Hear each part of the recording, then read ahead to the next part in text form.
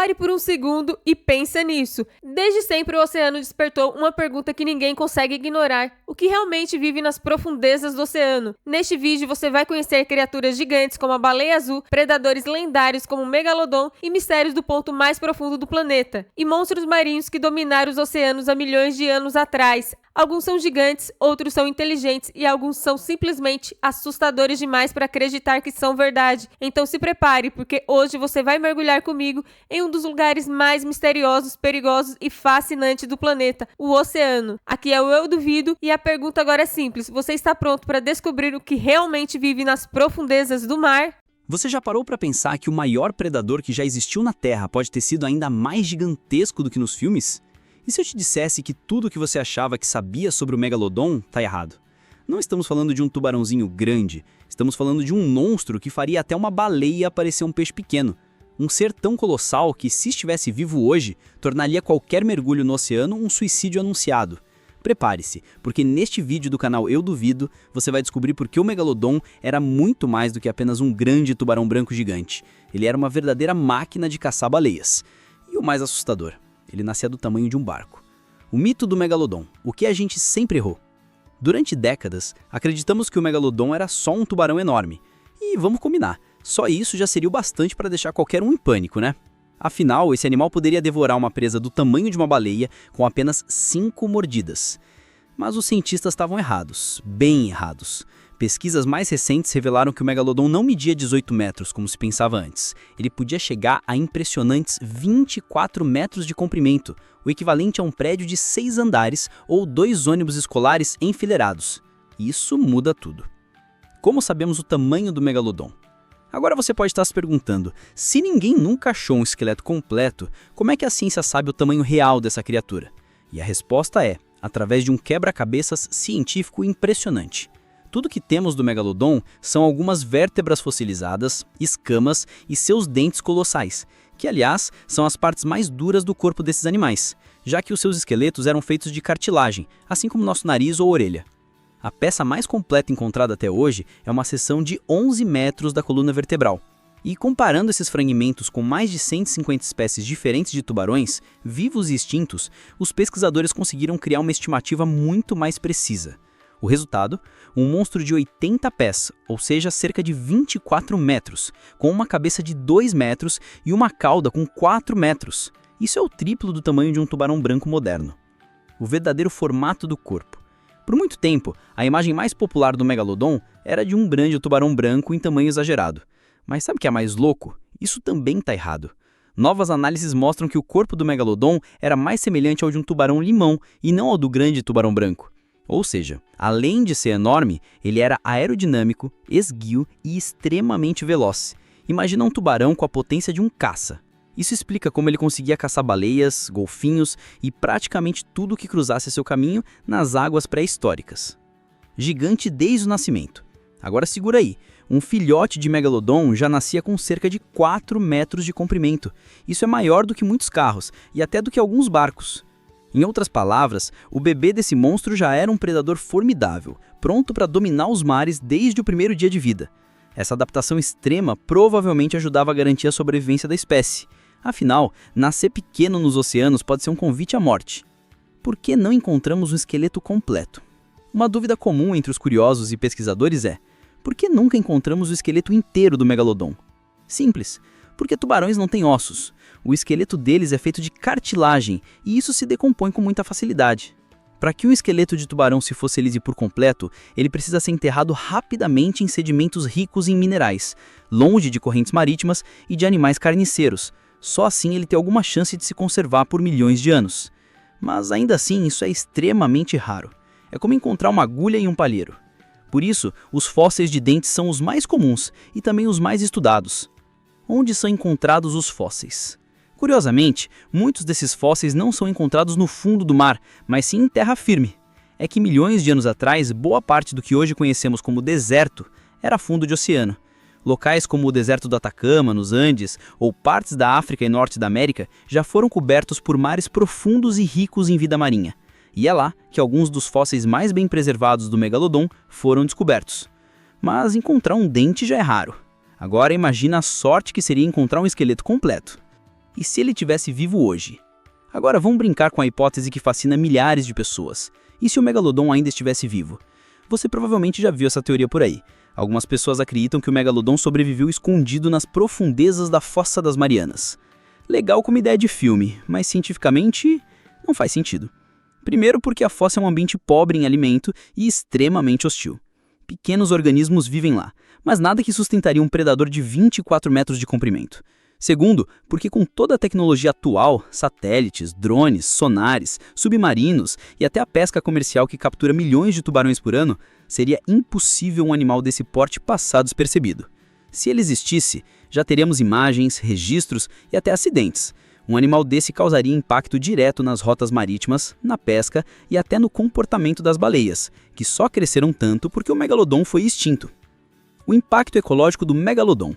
Durante seu reinado, o Megalodon era um superpredador, o topo absoluto da cadeia alimentar marinha. Se ele ainda estivesse nos oceanos, o equilíbrio ecológico seria totalmente diferente. A baleia Blue, por exemplo, dificilmente teria atingido os tamanhos atuais. Sem um predador como o Megalodon para ameaçá-las, as baleias puderam evoluir livremente. Além disso, pescadores teriam que evitar certas áreas, navios mudariam suas rotas e o turismo marítimo seria praticamente impossível. Imagina fazer um mergulho e dar de cara com um tubarão de 65 pés. Não dá. A biologia única do gigante. Outro fato fascinante sobre o Megalodon é que ele podia manter sua temperatura corporal acima da temperatura da água ao seu redor. Isso o colocava em vantagem contra outras espécies marinhas, principalmente em águas frias, onde ele continuava rápido, ativo e mortal. É uma característica rara e valiosa em predadores marinhos, e mostra o quão evoluído esse animal era. Então, o Megalodon existe ainda? A resposta curta e direta é não. A ciência já investigou todas as possibilidades e chegou à conclusão de que o Megalodon está sim extinto, há cerca de 3 milhões de anos. Mas isso não quer dizer que ele deixou de ser fascinante. O Megalodon continua sendo uma das criaturas mais impressionantes que já habitaram nosso planeta. Ele inspira filmes, teorias, lendas e, claro, nossa imaginação. E mesmo sem viver mais entre nós, ele continua vivo na curiosidade de quem olha para o mar e se pergunta: será que existe algo ainda maior lá embaixo? Mas a verdade é que o fascínio pelo Megalodon não morre com sua extinção. O interesse por esse titã dos mares cresce a cada nova descoberta, a cada fóssil encontrado, a cada teoria maluca que aparece na internet. Seja em documentários, filmes de suspense ou canais como o nosso, o Megalodon sempre volta à tona. Ele representa algo maior do que um simples animal extinto. Ele é o símbolo do desconhecido, do poder da natureza e dos mistérios ainda não desvendados do fundo do oceano. Afinal, sabemos mais sobre a superfície da Lua do que sobre as profundezas abissais dos nossos oceanos. Existem áreas submersas que jamais foram exploradas por humanos, lugares escuros, frios, intocados. E é exatamente aí que mora a dúvida. Será mesmo que já descobrimos tudo? E é por isso que o Megalodon, mesmo extinto, nunca vai desaparecer da nossa imaginação, porque enquanto existir mar, existirão perguntas.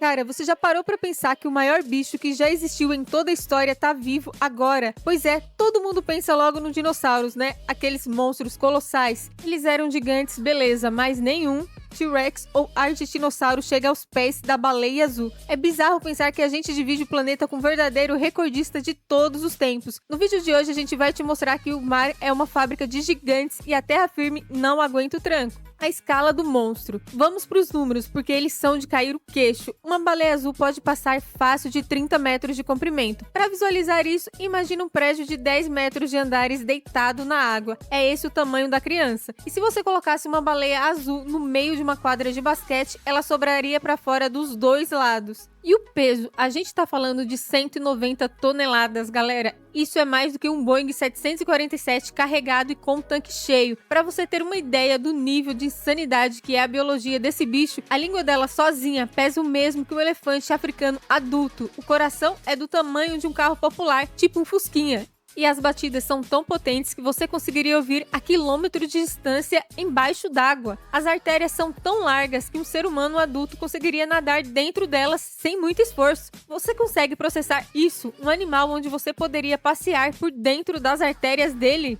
Aí você me pergunta, mas o argentinossauro, ele não era maior? No comprimento, talvez. Ele chegava a uns 35 metros, o que é impressionante. Só que ele era o que chamamos de falso gordo. O argentinossauro era esguio, tinha aquele pescoço longo e a cauda comprida. Mas no pacote completo, ele pesava uns 80, talvez 100 toneladas no máximo. Já a baleia é o dobro disso. É como comparar um jogador de basquete muito alto e magro com um lutador de sumô gigante. Em massa total, a baleia humilha qualquer dinossauro que já pisou na Terra. O segredo é a engenharia dos ossos. Mas qual é a mágica por trás disso? Porque na Terra os bichos têm um teto de crescimento e no mar parece não ter freio. A resposta é uma só, a gravidade. Viver na terra firme é uma luta constante contra o seu próprio peso. Se uma baleia azul tentasse andar na terra, os ossos dela simplesmente explodiriam sob a pressão. Na terra você precisa de pernas colossais, joelhos de aço e uma musculatura bizarra só para conseguir ficar de pé e não ser esmagado pela gravidade. Existe um limite físico para os ossos biológicos. Se o bicho fica grande demais, o osso quebra só de ele tentar dar um passo. No mar a história muda. A água faz o trabalho duro por você. Quando a baleia mergulha, ela flutua. O peso dela é distribuído pelo empuxo da água, o que gera uma sensação de gravidade zero constante. É por isso que ela pode se dar ao luxo de ter órgãos tão grandes e pesados, sem precisar de pernas para sustentar tudo. O oceano é como um colchão infinito que segura 190 toneladas dela com total suavidade. E tem outra coisa que ninguém te conta, o sistema circulatório. Imagina o esforço que o coração de um dinossauro de 35 metros tinha que fazer para bombear sangue até a ponta daquele pescoço gigante contra a gravidade. É uma pressão absurda. A baleia, estando na horizontal e flutuando, tem um trabalho muito mais fácil para o coração, mesmo sendo muito maior. Rodízio infinito, a dieta dos gigantes.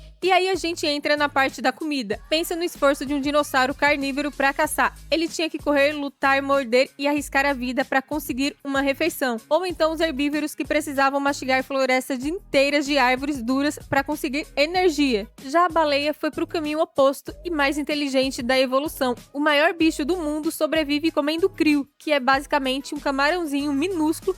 Até parece piada, né? Mas é pura matemática. A baleia não gasta energia caçando presas difíceis. Ela simplesmente abre aquela boca que parece uma garagem de ônibus e engole um cardume inteiro de uma vez. Ela filtra a água e fica só com a proteína pura. Esse é o sonho de qualquer um rodízio infinito onde a comida vem até você e em uma única bocada ela pode ingerir quase 500 mil calorias. É essa eficiência energética brutal que permite que ela cresça tanto. Ela ganha massa sem queimar quase nada para conseguir a comida. Enquanto o T-Rex estava lá passando sufoco para bater um Triceratops, a baleia está lá, só bocejando e ficando gigante. Evolução express e o mistério do sangue quente. O mais doido disso tudo é que as baleias nem sempre foram esses monstros. Há uns 50 milhões de anos, os ancestrais delas eram bichinhos terrestres do tamanho de cachorros. Elas entraram na água e passaram milhões de anos sendo normais do tamanho de golfinhos. Foi só há uns 3 milhões de anos que elas realmente bombam na escala evolutiva. Isso aconteceu por causa de uma mudança nas correntes do oceano que concentrou o krill em áreas específicas. As baleias que eram um pouquinho maiores conseguiram viajar distâncias enormes entre esses banquetes e estocar mais gordura. A evolução então disse, beleza, quanto maior você for, mais fácil você sobrevive a essas viagens. E tem um fato do sangue quente. A baleia é um mamífero como eu e você. Ela tem que manter o corpo quentinho no meio do oceano gelado. E na física, quanto maior o seu volume, mais devagar você perde calor para o ambiente. Então ser gigante não é só para aparecer, é uma estratégia de sobrevivência térmica. É como se a gordura e o tamanho dela fosse um isolamento térmico natural de alta tecnologia. O oceano como fábrica de monstros. Se você olhar para o passado, o mar sempre foi um lugar dos exageros.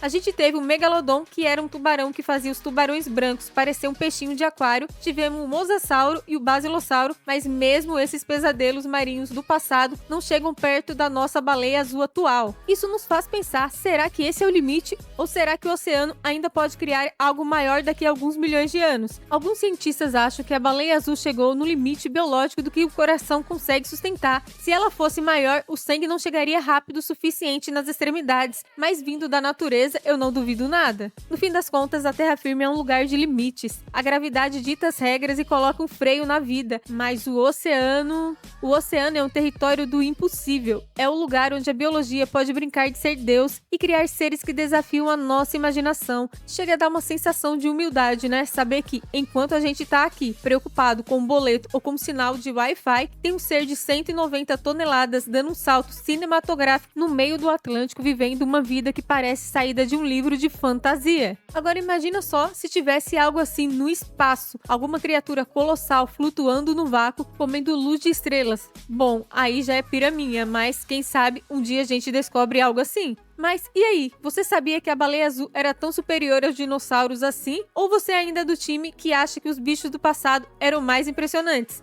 Você já ouviu falar de um animal que cruza oceanos inteiros sem GPS, pode mergulhar mais fundo que um submarino e sobreviveu à era dos dinossauros? Pois é, ela existe, mas está desaparecendo diante dos nossos olhos. Hoje você vai conhecer a história emocionante da tartaruga de couro, a maior tartaruga marinha do mundo e talvez uma das últimas da sua espécie. Fica comigo até o final porque essa história vai te surpreender. Número 1. Um gigante dos oceanos. A tartaruga de couro, também chamada de tartaruga gigante, é um verdadeiro monstro marinho, no bom sentido. Ela pode pesar mais de 900 quilos e medir mais de 2 metros de comprimento. Mas o que mais impressiona não é o tamanho, e sim a resistência. Ela nada milhares de quilômetros por ano, cruza oceanos inteiros, suporta águas geladas e mergulha a mais de 1.000 metros de profundidade. O suficiente para esmagar os pulmões de qualquer humana. E tudo isso para se alimentar de águas vivas. Sim, seu prato favorito é algo que a maioria dos seres vivos evita. Ela passa o dia caçando essas criaturas gelatinosas e, graças a isso, ajuda a manter o equilíbrio ecológico dos oceanos. E mais, por se alimentar de animais que se multiplicam com facilidade, ela evita colapsos em outras cadeias alimentares. Sem a presença dela, o número de águas vivas pode explodir, afetando peixes, recifes e até banhistas. Número 2. Sobrevivente do tempo. A tartaruga de couro é tão antiga que já nadava pelos mares na época dos dinossauros. Estamos falando de uma linhagem com mais de 100 milhões de anos. Enquanto os grandes répteis da Terra foram extintos, ela resistiu. Mudanças climáticas, glaciações, terremotos, extinções em massa, nada conseguiu parar essa tartaruga. Mas hoje, o maior inimigo dela somos nós. E o mais irônico, ela sobreviveu ao impacto do meteoro que acabou com os dinossauros, mas pode não sobreviver ao impacto do nosso lixo plástico. Número 3. Uma jornada épica. A vida da tartaruga de couro é uma verdadeira odisseia. Ela nasce na areia quente de praias tropicais, geralmente à noite para evitar predadores. Assim que sai do ovo, já enfrenta uma corrida desesperada rumo ao mar. Muitos não chegam vivos à água. São devorados por aves, caranguejos e até formigas. As poucas que conseguem se lançar ao oceano entram em um mundo sem volta e desaparecem por anos, literalmente. Os cientistas chamam esse período de anos perdidos, porque ninguém sabe ao certo onde elas ficam. Mas quando reaparecem, estão enormes, fortes, prontas para explorar o mundo. Essa jornada invisível mostra o quanto ainda sabemos pouco sobre elas e o quanto ainda temos tempo de descobrir. Número 4. A missão da maternidade. Quando atinge a maturidade, algo que pode levar entre 15 e 20 anos, a tartaruga de couro volta à terra firme. Mesmo depois de tantos perigos, ela ainda precisa enfrentar o maior desafio: garantir a próxima geração. A fêmea sobe lentamente pela areia da praia onde nasceu. Com o peso de um carro popular e movimentos pesados, cava um buraco fundo, deposita cerca de 80 a 100 ovos e volta ao mar. Tudo isso em silêncio, sem saber se algum daqueles filhotes vai sobreviver. Mas ela volta ano após ano. É uma missão solitária, mas necessária. E o mais curioso, ela sempre retorna à mesma praia, guiada por um tipo de bússola magnética natural que os cientistas ainda tentam entender completamente. Número 5. Caçada sem fim. Durante séculos, as tartarugas de couro foram caçadas por causa de sua carne, couro e ovos. Em várias culturas litorâneas, capturar tartarugas era tradição, uma fonte de alimento, de renda e até de orgulho. Mas isso custou caro. Em algumas regiões do mundo, como no Pacífico, as populações da espécie despencaram 97% nos últimos 30 anos. Em certos lugares, ela simplesmente desapareceu. E o pior, muitos nem perceberam. Sem contar que em algumas regiões ainda há tráfico ilegal de ovos, vendidos como afrodisíacos ou iguarias exóticas. Número 6. O homem que virou o jogo. Numa dessas comunidades, onde caçar tartaruga era rotina, nasceu um menino, que cresceu assistindo à matança. Seu nome, Len Peters. Ele vê o pai, os tios e os vizinhos pegarem tartarugas como se fosse normal, mas algo nele não se conformava. Len decidiu quebrar o ciclo. Começou a proteger os ninhos, a soltar filhotes, a vigiar as praias, mesmo sendo xingado, ameaçado, rejeitado. Chegaram a chamá-lo de traidor. Mas ele não desistiu. Len levou turistas para verem as tartarugas, criou empregos com ecoturismo e convenceu a própria comunidade a proteger o animal que um dia caçou. Hoje, graças a ele e outros defensores da espécie, o número de ninhos naquela região aumentou de 20 para mais de 500 por temporada. Len provou que um só pode mudar tudo, e que preservar também pode ser uma forma de sustento. Número 7. Inimigos invisíveis. Além da caça, outro inimigo é ainda mais cruel: o plástico. As tartarugas de couro confundem sacolas plásticas com águas vivas. Elas engolem o lixo achando que é comida, e morrem sufocadas ou com o intestino bloqueado. E não é só isso. Mudanças climáticas, pesca predatória, luz artificial nas praias, redes de arrasto, tudo afeta essa tartaruga que sempre foi forte demais para ser vencida pela natureza, mas não pelo ser humano. Um simples canudinho ou balão estourado pode ser o fim de uma vida marinha centenária. Número 8. Gigantes em movimento. As tartarugas de couro são verdadeiras viajantes. Elas percorrem rotas oceânicas complexas, indo de países tropicais até o Canadá ou a Noruega. Em um único ano, uma tartaruga pode nadar mais de 16 mil quilômetros. Com a ajuda de satélites, os cientistas estão descobrindo cada vez mais sobre essas rotas, o comportamento e as necessidades da espécie. Mas ainda há muito a aprender e pouco tempo. Cada tartaruga monitorada se torna uma fonte de dados preciosos para entender o oceano como um todo. Número 9. Por que proteger a tartaruga de couro? Você pode se perguntar, por que tanta preocupação com uma tartaruga? A resposta é simples, ela é essencial para o equilíbrio marinho. Ela controla populações de águas vivas, influencia cadeias alimentares e fertiliza os ecossistemas com seus ovos. Mesmo os que não eclodem servem de alimento para outros animais. Se a tartaruga for desaparecendo, o impacto será muito maior do que imaginamos. Salvar ela é salvar todo um ecossistema. Número 10. Sinais de esperança. Apesar de tudo, há esperança. Programas de conservação no Brasil, Costa Rica, Trinidade e Tobago e outros países têm conseguido proteger ninhos, soltar filhotes e até recuperar populações locais. Cientistas e comunidades se unem para criar áreas protegidas, evitar pesca em época crítica e educar jovens sobre o valor da vida marinha. Ainda dá tempo de salvar a tartaruga de couro, mas precisamos agir. Agora. Número 11. Como você pode ajudar? Você não precisa morar na praia para fazer a diferença.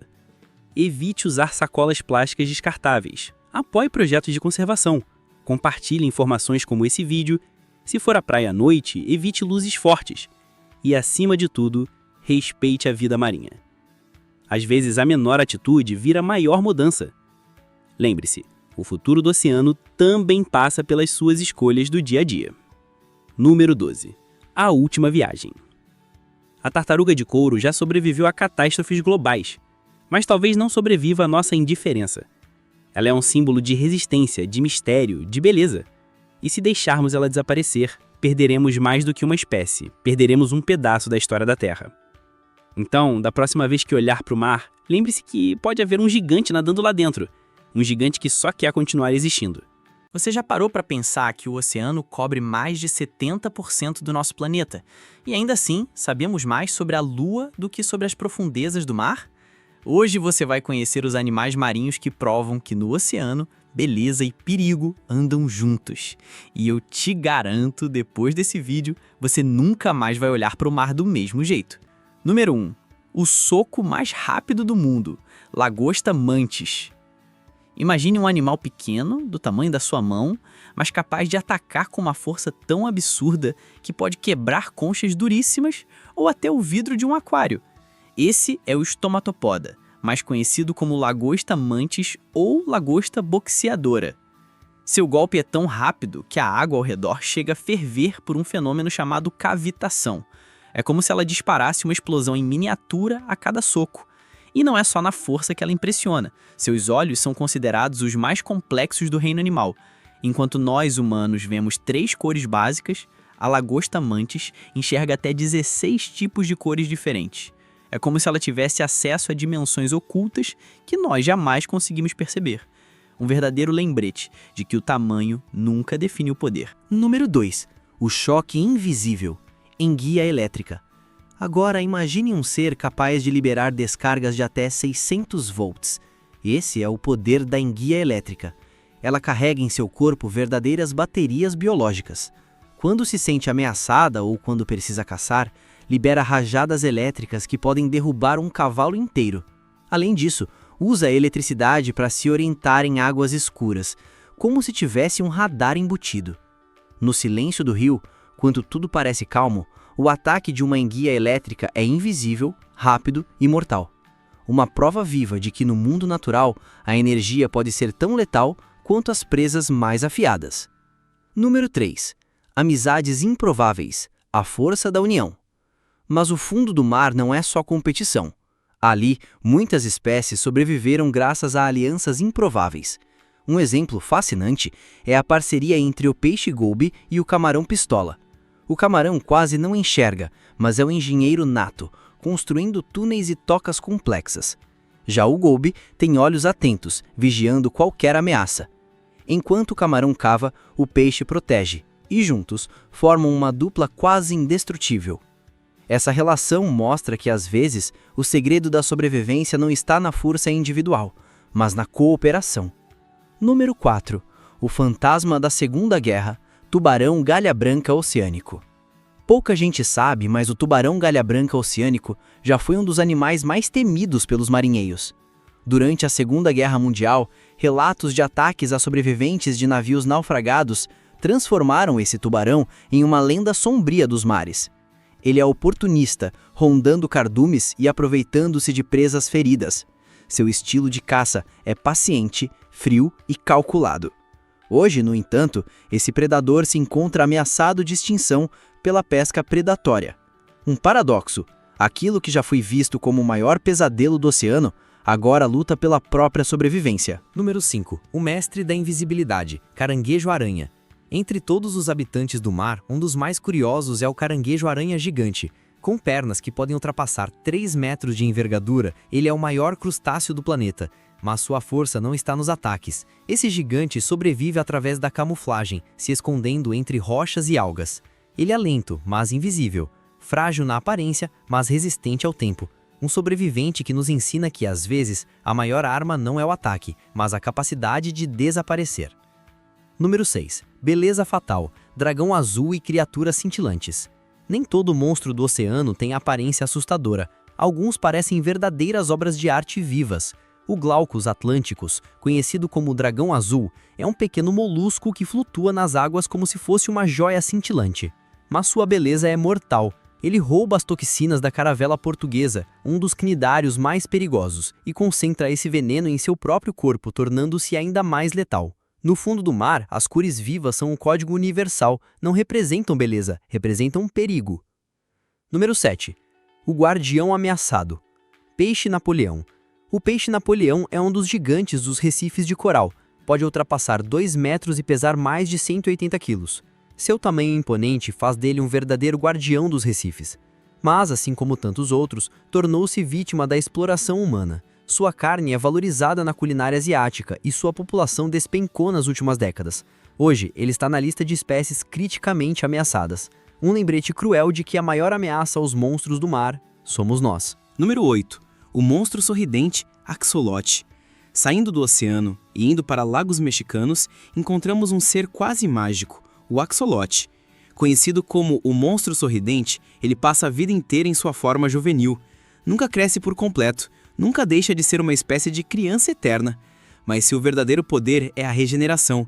Se perde uma pata, ela cresce de novo. Se sua medula espinhal é lesionada, ela se reconstrói.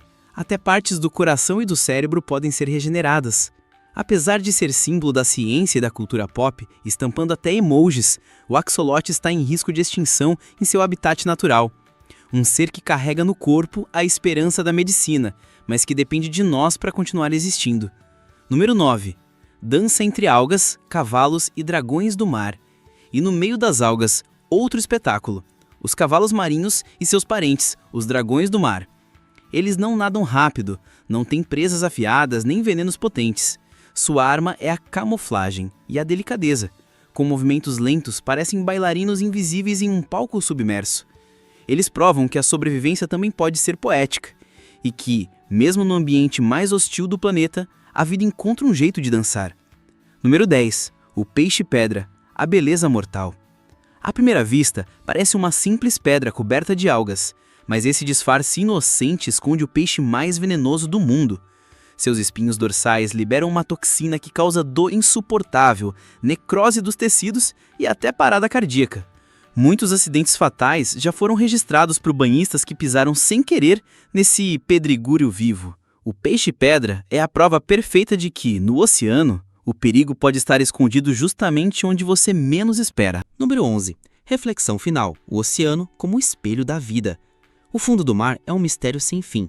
Ali vivem monstros que socam mais rápido que armas, enguias que soltam eletricidade, dragões azuis que brilham como joias e criaturas que nunca envelhecem.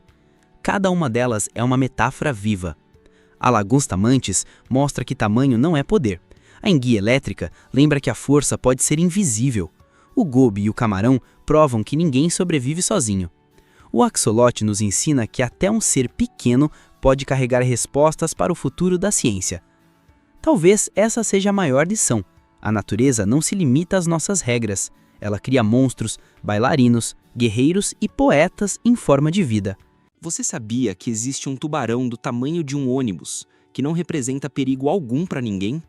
Pois é, ele é o maior peixe do planeta, mas também é conhecido como gigante gentil dos oceanos. Ainda acha difícil acreditar? Então fica comigo até o fim e prepare-se para se surpreender com esse colosso das águas. Número 1. Quem é esse gigante do mar? O que torna o tubarão-baleia tão impressionante? O tubarão-baleia é simplesmente o maior peixe do mundo. Já se registrou exemplares com até 20 metros de comprimento, quase o equivalente a 2 ônibus escolares, enfileirados. E sabe o que é mais chocante? Esses animais podem pesar até 20 toneladas, o que equivale ao peso de 4 elefantes africanos adultos juntos.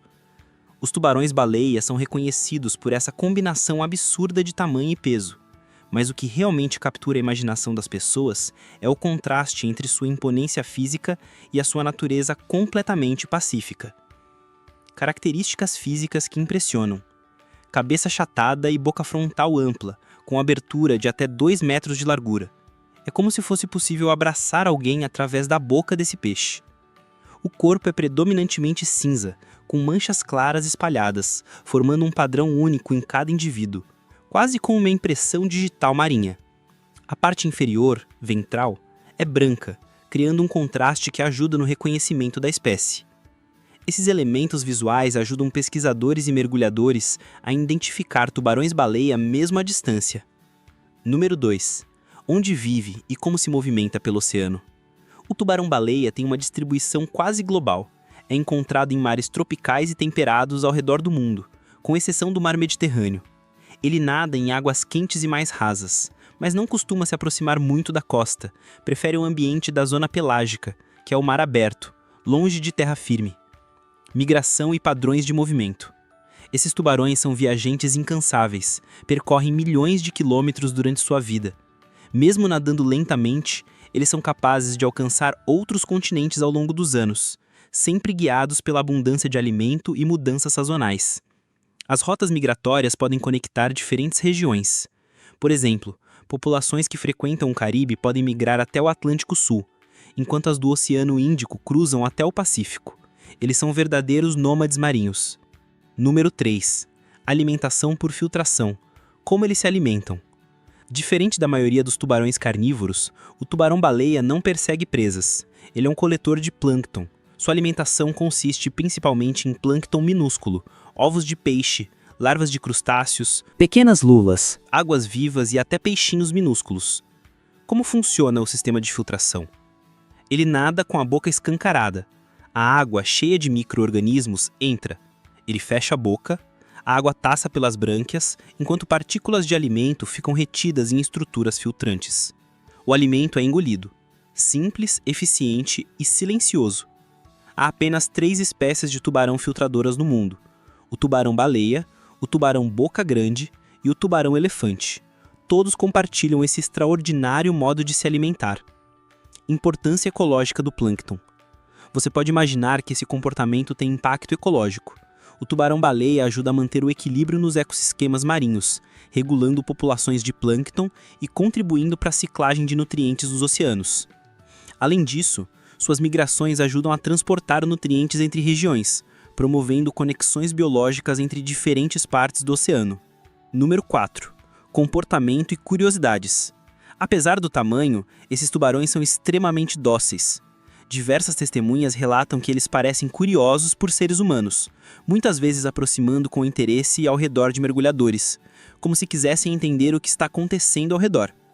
Por serem pacíficos, suportam a presença humana com tranquilidade, desde que haja respeito, claro. Comunicação silente ou expressiva. Não sabemos ao certo se comunicam entre si com linguagem própria, mas há indícios de que agrupamentos pontuais, por exemplo em áreas de alimentação ricas em plâncton, demonstram certa coordenação ou sincronia no nado, o que sugere um comportamento coletivo inteligente. Interações com outras espécies.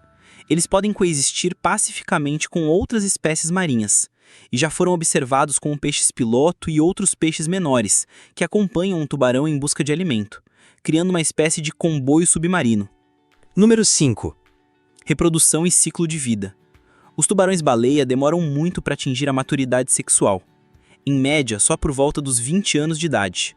Esse é um dos fatores que torna a espécie vulnerável, já que reproduzem lentamente. Eles são ovovivíparos. Os ovos se desenvolvem dentro do corpo da mãe e eclodem lá dentro, gerando filhotes já com desenvolvimento avançado ao nascer. Alta fecundidade, mas sobrevivência baixa. Uma fêmea pode produzir até 300 filhotes por reprodução. No entanto, apenas cerca de 10% sobrevivem até a fase adulta. Isso porque, mesmo quando grandes, com pouco menos de 8 metros de comprimento, ainda são alvo de predadores naturais, como tubarões brancos e orcas, que atacam jovens tubarões-baleia vulneráveis. Esse sistema de reprodução com muitos filhotes, mas pouca sobrevivência, é comum em espécies que investem na quantidade ao invés da proteção parental, o que torna a recuperação da população um processo lento. Expectativa de vida surpreendente. Os indivíduos que conseguem sobreviver até a fase adulta podem viver muito além dos 100 anos. Há estudos que sugerem vida útil de até 130 anos, o que coloca o tubarão-baleia entre os vertebrados mais longevos do planeta. Número 6. Ameaças e conservação. Pesca acidental. Tubarões-baleia podem ser capturados inadvertidos em redes de pesca destinadas a outras espécies. Pesca direta. Em algumas regiões ainda são caçados por sua carne e barbatanas, usados na culinária e no mercado de bens de luxo. Poluição marinha em embarcações, colisões com barcos e ingestão de microplásticos também representam risco. Situação crítica na natureza. Esses tubarões estão na lista vermelha da IUCN, classificados como espécie em perigo de extinção, devido ao baixo índice de reprodução e alta mortalidade juvenil. Sinais de esperança, recuperação gradual. Apesar do quadro preocupante, notícias positivas surgem. Dados de 2021 sugeriram uma possível recuperação de 25 a 55% da população global nos próximos 10 anos, desde que os esforços de conservação sejam mantidos e ampliados. Isso mostra que ações como áreas marinhas protegidas, regulamentação da pesca e conscientização pública podem realmente mudar o cenário para melhor. Importância da educação e do ecoturismo sustentável. Práticas responsáveis como mergulhos controlados com tubarões-baleia, turismo científico e educação ambiental ajudam a gerar renda local e aumentar a valorização dessas criaturas, servindo de incentivo ao seu respeito e proteção. Número 7. Por que conhecer e divulgar essa história importa? Porque só assim podemos desmistificar preconceitos. Muitos ainda associam tubarão com um perigo extremo. Mostrar que o maior peixe do mundo na verdade é gentil e filtra alimento pode ajudar a mudar visões e diminuir o medo infundado. Conectar mais pessoas à natureza marinha. Quanto mais soubermos dessas maravilhas, mais vontade teremos de protegê-las. O conhecimento gera empatia, e vergonha de destruir o que não entendemos diminui quando a gente conhece e admira. e inspirar ação coletiva. Se cada um colaborar, seja evitando produtos que ameaçam os tubarões, apoiando ONGs ambientais ou difundindo informações corretas, juntos podemos proteger essas espécies incríveis por muitas gerações. Número 8. Interaja com esse conteúdo. Me conta, você já tinha ouvido falar do tubarão-baleia antes? Qual dessas curiosidades mais te surpreendeu? O que você acha que podemos fazer no nosso dia a dia para proteger esse gigante gentil? Eu quero saber a sua opinião. Você já teve a sensação de que o oceano esconde mais do que podemos imaginar? Já pensou em tudo o que vive, ou viveu, sob aquelas águas profundas e escuras, onde a luz não alcança e onde a natureza não tem limites? Pois é, o mar é um universo à parte, e durante milhões de anos ele foi o lar de verdadeiros monstros. Não estamos falando do megalodon ainda. Estamos falando de criaturas tão bizarras, tão gigantescas e perigosas, que fariam qualquer ser humano agradecer por nascer na era errada. Então, segura o fôlego e mergulha com a gente nas profundezas do passado. E um aviso: se você tem medo do mar, talvez seja melhor assistir esse vídeo com A Luz Acesa. 9º lugar, Dunkleosteus. O peixe da mordida imparável antes mesmo do megalodon existir, o Dunkleosteus já causava pesadelos. Um peixe blindado, com mandíbulas como lâminas de machado. Seus dentes não eram separados, eram parte da própria estrutura óssea da mandíbula, como uma guilhotina viva.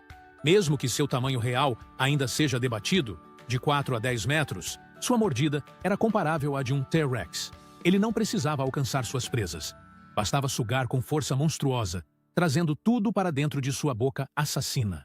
Um peixe com sede de sangue que não deixava nada escapar. Nada. 8º lugar. Leviatã, a baleia caçadora de baleias. Enquanto as baleias de hoje se alimentam de plânctons e pequenos peixes, o Leviatã tinha outro cardápio. Outras baleias, com 17 metros de comprimento e uma mandíbula com dentes de 36 centímetros. Ele era o terror do mar aberto. Imagina uma cachalote psicopata que, em vez de cantar no fundo do mar, partia para cima de tubarões, golfinhos, focas e qualquer coisa que respirasse. Uma verdadeira máquina de matar com 40 toneladas de pura fúria. E o mais bizarro, ele viveu há apenas 13 milhões de anos. Um piscar de olhos na escala do tempo. Ou seja, quase cruzou com a humanidade. 7º lugar, Mosasauro, o devorador. De dinossauros marinhos, ficou famoso em Jurassic World, saltando de um tanque para devorar um tubarão como se fosse um aperitivo. Mas na vida real, o Mosasauro era ainda mais assustador. Entre 15 a 18 metros de comprimento, com uma mandíbula capaz de gerar 9 toneladas de pressão, ele era o predador supremo do período Cretáceo. Ele não mordia como um tubarão. Ele dilacerava, despedaçava. Matava com pequenas mordidas letais que deixavam suas presas sangrando até a morte. Nada escapava. Peixes, tartarugas, moluscos, outros répteis marinhos. Era o terror do fundo do mar. Em 6º lugar, temos o Tilossauro. O ariete dos oceanos, um parente próximo do Mosasauro, mas com uma peculiaridade brutal. O focinho reforçado como uma marreta. O Tilossauro, com seus 15 metros, usava a própria cabeça como arma. Nadava em alta velocidade e colidia com suas presas, atordoando antes de devorar. Fosse um tubarão, um peixe gigante ou até mesmo um plesiosauro. Ninguém escapava. Um lagarto marinho musculoso, com cara de predador e força de um trator. Um titã que literalmente abria caminho com a cabeça. 5º lugar, Liopleurodon, o predador de emboscada. Ele não era o maior. Com cerca de 7 a 9 metros, parecia modesto comparado a outros da lista. Mas o Liopleurodon tinha um diferencial: a velocidade e a precisão. Ele caçava na surdina, deslizava silenciosamente pelas águas escuras e, quando a presa menos esperava, já era. Seus dentes podiam chegar a 7 centímetros. Sua mordida pesava mais de 1 tonelada, e o olfato apuradíssimo permitia que ele detectasse sangue a quilômetros. O caçador perfeito. Seu prato favorito? Ictiosaurus. Sim, ele devorava outros monstros. 4º lugar, Chonisaurus, o golfinho. Giga parecia inofensivo à primeira vista. Um golfinho, de 17 metros. O Chonisaurus, maior dos ictiossauros, nadava nos mares há 210 milhões de anos. Mas, apesar de sua aparência simpática, Ele dominava os oceanos com sua envergadura colossal. Era o maior animal de sua era, em terra e no mar. E embora não fosse um predador voraz como outros desta lista, sua presença inspirava medo. Porque num mundo onde quase tudo era gigantesco, quem comanda? O tamanho comanda o jogo. Terceiro lugar, Chifactinus, o peixe que engolia peixes gigantes, apelidado carinhosamente de chupatinha. O Chifactinus era um peixe de 7 metros que nadava a 60 km por hora. Um verdadeiro torpedo pré-histórico. E o mais assustador? Ele engolia suas presas inteiras, sem mastigar. Peixes de quase 2 metros sumiam dentro de sua barriga como se fossem sushi. Fósseis encontrados revelaram animais inteiros dentro do seu estômago, em perfeito estado de preservação. Um monstro guloso, rápido e impiedoso. Um dos peixes mais letais que já nadaram neste planeta. Segundo lugar, Helicoprion, o tubarão da boca espiral. Imagine abrir uma porta, e no lugar da maçaneta há uma serra circular girando. É isso que o Helicoprion trazia na boca. Com 117 dentes dispostos em espiral, esse tubarão de 280 milhões de anos parecia saído de um filme de terror alienígena. Ninguém sabe ao certo como funcionava sua mandíbula. Se era uma língua dentada, se girava como uma broca, ou se era uma armadilha mortal. Só sabemos de uma coisa: era horrível. Com até 4 metros de comprimento, não precisava ser enorme. Sua boca era sua arma secreta. Em primeiro lugar, Escorpião do Mar. O terror original, antes de todos esses monstros, havia ele. O primeiro pesadelo dos mares, o Escorpião do Mar. Um artrópode com até 2,5 metros de comprimento, garras afiadas, corpo blindado e zero dó. Ele comia qualquer coisa menor do que ele. Inclusive, parentes da mesma espécie. Sim, canibal. Nadava nos mares há 400 milhões de anos, quando a vida ainda engatinhava. E já era o maior predador do planeta. Uma mistura de barata, lagosta e alienígena. O monstro marinho original. O verdadeiro dono dos oceanos primitivos. Qual dessas criaturas te surpreendeu mais? Essas criaturas são mais do que fósseis e histórias antigas. Elas são provas vivas, ou mortas, de que a natureza nunca teve limites quando o assunto é criar monstros. Você já imaginou um peixe que parece ter sido montado às pressas pela própria evolução? Um animal tão estranho que, à primeira vista, parece inacabado. Pois saiba que ele existe, é real e pode chegar ao tamanho de um carro. Estou falando do peixe-lua, também chamado de mola-mola. Um dos seres mais bizarros, ridículos e ao mesmo tempo geniais que já nadaram pelos oceanos. Número 1. O peixe que parece uma invenção mal feita. À primeira vista, o peixe-lua parece um esboço inacabado. Seu corpo é achatado, arredondado, sem uma cauda definida, e suas duas nadadeiras principais, uma dorsal e outra anal, funcionam como asas.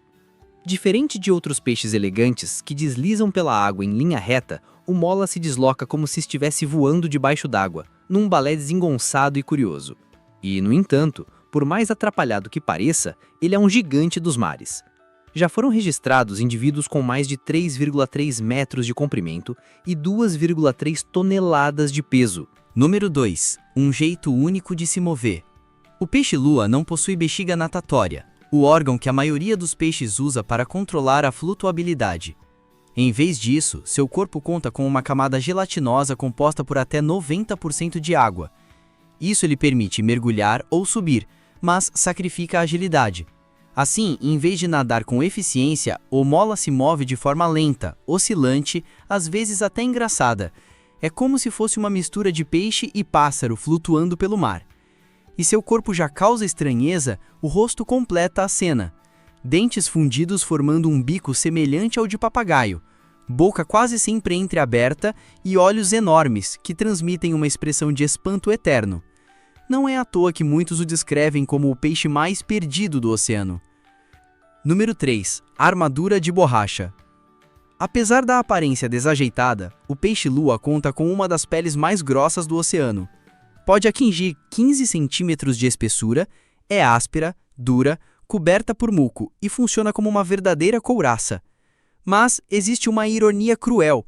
Por baixo dessa armadura, seu corpo é composto por tecidos flácidos, gelatinosa e pouco nutritivos. Para predadores, isso significa uma carne sem valor.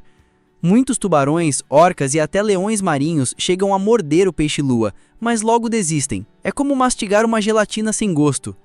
Há relatos de leões marinhos que arrancam apenas os órgãos internos, descartando o restante do corpo como se fosse um brinquedo descartável. Número 4. Um paraíso para parasitas. Se o peixe-lua não é atraente como alimento, é extremamente atraente como habitat. Estima-se que mais de 50 espécies diferentes de parasitas vivam em seu corpo, de crustáceos a vermes e protozoários. Alguns até infestam seus órgãos internos. O mola-mola se tornou tão hospitaleiro que até os parasitas que o habitam podem carregar seus próprios parasitas. Em outras palavras, o peixe-lua é um condomínio ambulante de vida marinha. Mas a natureza deu a ele uma saída engenhosa. Frequentemente, o peixe-lua sobe à superfície, deita-se de lado e fica imóvel, como uma enorme panqueca boiando. É nesse momento que aves marinhas, como albatrozes, pousam sobre ele e arrancam parasitas de sua pele. Enquanto isso, pequenos peixes aproveitam para se alimentar dos que ficam na parte inferior. Esse comportamento, no entanto, traz riscos. Quando flutua na superfície, lento e vulnerável, o peixe-lua se torna alvo fácil de colisões com barcos. Número 5. O cardápio mais pobre do oceano. Se você pensa que um animal tão grande precisaria de uma dieta energética e nutritiva, prepare-se para outra surpresa. O mola-mola prefere se alimentar de um dos alimentos menos calóricos do oceano, águas-vivas. Essas criaturas gelatinosas são compostas quase inteiramente de água, mas o peixe-lua consegue devorar milhares delas em um único dia. Além das águas-vivas, ele também consome salpas, quitenóforos, pequenos crustáceos, zooplâncton e até peixes jovens. Sem dentes funcionais para mastigar, o peixe-lua conta com dentes faríngeos localizados na garganta que agem como um triturador, impedindo que as presas escapem. É um processo lento e peculiar, mas eficiente o bastante para sustentá-lo. Número 6. Aposta da reprodução. Na hora de se reproduzir, o peixe-lua adota uma estratégia impressionante. As fêmeas são capazes de produzir até 300 milhões de ovos em uma única temporada, mais do que qualquer outro vertebrado da Terra. Mas por que tantos ovos? Porque a grande maioria não sobrevive. Os ovos são minúsculos, flutuam no plâncton e se tornam presa fácil para incontáveis predadores. Mesmo os que eclodem dão origem a larvas do tamanho de grãos de arroz, frágeis e espinhosas, com poucas chances de escapar dos perigos do oceano. O segredo do sucesso está no crescimento acelerado. As larvas que sobrevivem podem aumentar seu peso em até 60 milhões de vezes, passando de microscópicas a gigantes de mais de 2 toneladas. Para efeito de comparação, seria como um bebê humano crescer até atingir o peso de um porta-aviões.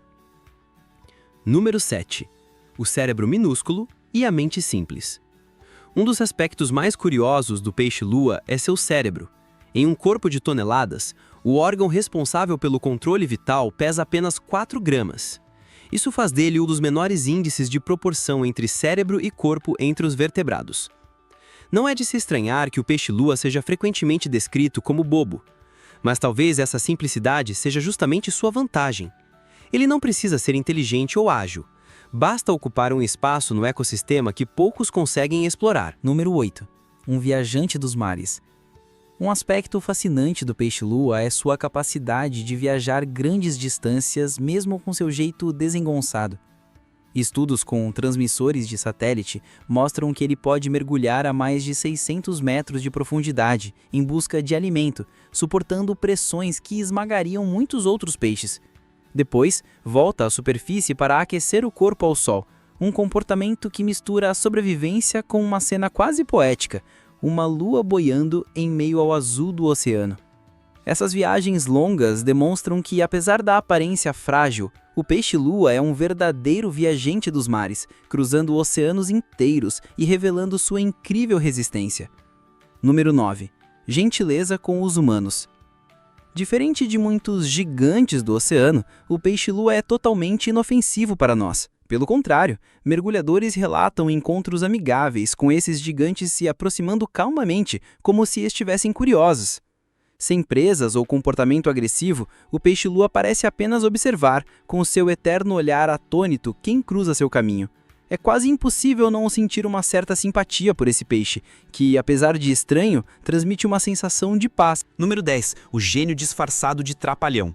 O que aprendemos com o peixe-lua? Que a natureza não segue nossos padrões de beleza, lógica ou eficiência. O que importa é a sobrevivência. E nesse quesito, o mola-mola é um verdadeiro campeão. Ele se alimenta de presas que quase ninguém quer, cresce em velocidade recorde, possui uma pele que o torna resistente e, mesmo carregado de parasitas, segue navegando tranquilamente pelos mares do mundo. Enquanto muitos o chamam de peixe mais idiota do oceano, a realidade é que o mola é uma obra-prima da evolução. Uma criatura que parece brincadeira, mas que sobreviveu a milhões de anos de seleção natural. E então, o que você achou do peixe-lua? Você imaginava que um animal tão estranho pudesse ser, ao mesmo tempo, tão eficiente em sobreviver? Imagina um monstro marinho tão grande quanto um ônibus escolar, com dentes capazes de esmagar ossos humanos com facilidade.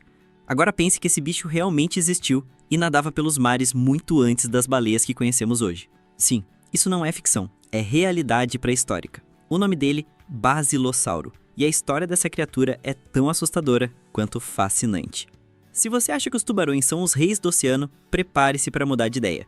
Hoje no canal Eu Duvido, você vai conhecer uma das criaturas mais bizarras, perigosas e mal compreendidas que já viveram neste planeta. Uma verdadeira máquina de matar da era Eocena, que por muito tempo foi confundida com um réptil gigante. Mas a verdade é ainda mais impressionante. Fica até o final porque eu prometo que você nunca mais vai olhar para o oceano do mesmo jeito. Afinal, o que era o Basilossauro? Apesar do nome Basilossauro significar literalmente lagarto-rei, essa criatura não era um réptil. Na verdade, era um mamífero marinho, um tipo muito antigo de baleia que viveu há cerca de 40 milhões de anos. E diferente das baleias fofinhas e calmas que vemos hoje, o Basilossauro era um predador selvagem, ágil e com uma aparência digna de filme de terror. Seu corpo era longo, estreito e serpentino. Ele podia chegar a impressionantes 20 metros de comprimento, o equivalente a um prédio de 6 andares deitado no fundo do mar, e pesar entre 7 a 15 toneladas. Mas o mais impressionante não era seu tamanho, era o seu comportamento. Uma baleia que comia outras baleias. Isso mesmo que você ouviu. O Basilossauro se alimentava de outras baleias, incluindo membros da sua própria família, como a Dordonia, que podia chegar a 5 metros de comprimento e pesar toneladas. E sabe como a gente sabe disso? Fósseis dessas baleias menores foram encontrados com marcas de mordidas profundas no crânio, exatamente do formato dos dentes do Basilossauro. Ou seja, ele não só matava suas presas, como arrancava suas cabeças fora. Não era apenas um predador, era o predador supremo do seu tempo, o verdadeiro rei dos mares pré-históricos. A mordida mais aterrorizante do oceano, a mandíbula do Basilossauro era simplesmente absurda. Seus dentes eram longos, curvados, extremamente afiados e robustos. Ele tinha caninos e molares, algo raro entre predadores aquáticos, o que permitia não só rasgar carne, mas também mastigar ossos. Estudos mostram que a sua mordida era tão poderosa que ele poderia esmagar o fêmur de um ser humano com facilidade. E o fêmur é o osso mais forte do nosso corpo. Imagine um bicho de 15 toneladas vindo em sua direção com essa arma natural na boca. É o tipo de coisa que dá pesadelo. Nadava como uma serpente gigante. Ao contrário das baleias modernas, que nadam com movimentos verticais da cauda, o Basilossauro se movia de forma ondulatória, como uma enguia ou uma serpente marinha. Isso porque seu corpo era extremamente alongado e flexível. Mas isso também fazia dele um nadador lento. Ele não era feito para perseguições. Era um caçador de emboscada. Ficava à espreita, silencioso, esperando a presa se aproximar e então atacava com toda a sua força. Tinha pernas, sim, pernas. Por mais bizarro que pareça, o Basilossauro tinha membros posteriores visíveis, uma espécie de perninha com um pé rudimentar. Mas calma, ele não saía andando por aí. Esses membros eram vestigiais, ou seja, não serviam para locomoção, mas talvez tivessem alguma função durante o acasalamento, ou para manter o equilíbrio em determinadas situações. A presença dessas pernas mostra como as baleias evoluíram de animais terrestres para os gigantes marinhos que conhecemos hoje. Descoberta cheia de confusões. Quando os primeiros fósseis do Basilossauro foram encontrados nos Estados Unidos, os cientistas pensaram que estavam diante de um réptil marinho, talvez até um dinossauro aquático. Sua forma era tão diferente das baleias modernas que essa confusão até faz sentido. Ele chegou a ser nomeado como Basilossauro, o que reforçou a ideia errada. Só mais tarde os pesquisadores perceberam que, na verdade, estavam lidando com um mamífero marinho primitivo, um ancestral direto das baleias. E o mais surpreendente, mais fósseis foram encontrados em um lugar que hoje é completamente seco, o deserto do Saara, no Egito. Isso mesmo, onde hoje são areia, já foi um oceano riquíssimo em vida marinha. Um verdadeiro cemitério de baleias. No meio do deserto do Egito, existe um lugar chamado Wadi al-Hitan, ou Vale das Baleias. Lá, pesquisadores encontraram dezenas de fósseis de basilossauros e de outras espécies que nadavam nesses mares há 40 milhões de anos. Acredita-se que essa região era um ambiente costeiro rico em mangues, com grande variedade de vida marinha. Os basilossauros provavelmente usavam esse ambiente como território de caça. Imagina o número de criaturas que passaram por ali e quantas foram devoradas por esses monstros. Audição apurada, visão limitada. O basilossauro era muito bom em detectar sons na água, o que o ajudava a localizar presas mesmo a longas distâncias. No entanto, ele não possuía o órgão espermacético, responsável pela ecolocalização que vemos nos cachalotes modernos. Isso sugere que ele se baseava mais em audição passiva e visão, embora a visão não fosse seu ponto forte. O basilossauro era adaptado para caçar próximo à superfície, onde a luz ainda era abundante e onde podia surpreender suas vítimas com mais facilidade. Por que ele sumiu? O basilossauro viveu por mais de 7 milhões de anos, dominando os mares após a extinção dos dinossauros. Mas no final do Eoceno, algo aconteceu. Quase 2/3 das espécies de mamíferos foram extintos em um evento climático misterioso. As temperaturas caíram drasticamente, os mares mudaram e os ecossistemas foram completamente transformados. O basilossauro, altamente especializado e dependente de um ambiente específico, não conseguiu se adaptar. E assim, essa incrível criatura desapareceu para sempre, deixando apenas fósseis e muitas perguntas sem resposta. O legado do basilossauro, muito além de um monstro pré-histórico. Quando pensamos em criaturas pré-históricas, é comum imaginar dinossauros gigantes caminhando pela Terra. Mas o basilossauro nos obriga a olhar para o fundo dos mares e reconhecer que ali também existiram predadores tão impressionantes, ou até mais, do que os que dominavam a terra firme. O basilossauro foi mais do que um simples animal extinto. Ele representa um momento crucial na história da evolução, um elo perdido entre os mamíferos terrestres e as baleias modernas. Um lembrete de que há milhões de anos a vida estava experimentando, se adaptando e moldando os primeiros gigantes dos oceanos. Antes dele, os mares estavam repletos de peixes, tubarões e répteis marinhos. Mas o basilossauro foi o primeiro mamífero de grande porte a conquistar totalmente os oceanos, tornando-se o Apex Predator, ou seja, o predador supremo daquele ecossistema. Isso já é uma conquista evolutiva absurda por si só.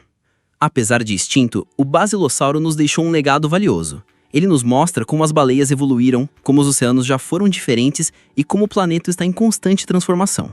Mais do que um predador assustador, o basilossauro é um símbolo da transição entre a vida terrestre e marinha, um capítulo essencial na história da evolução dos mamíferos. Ele foi um verdadeiro monstro dos mares. O basilossauro não era um simples animal pré-histórico, era uma máquina de matar, altamente eficiente, adaptada ao seu ambiente e sem predadores naturais.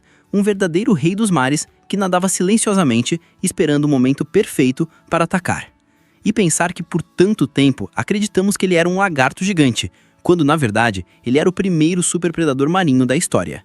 Se você chegou até aqui, parabéns! Agora você sabe mais sobre um dos animais mais incríveis e assustadores que já viveram na Terra.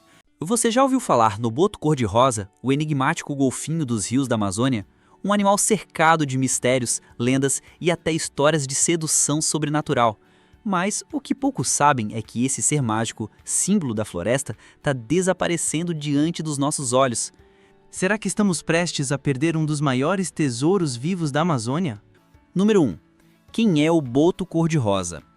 O boto cor-de-rosa, Inia geoffrensis, é um mamífero aquático de água doce considerado o maior golfinho de rio do mundo. Pode chegar a medir até 2,5 metros de comprimento e pesar mais de 200 quilos. Sua coloração rosada, que pode variar do cinza ao rosa intenso, é um dos maiores mistérios da natureza.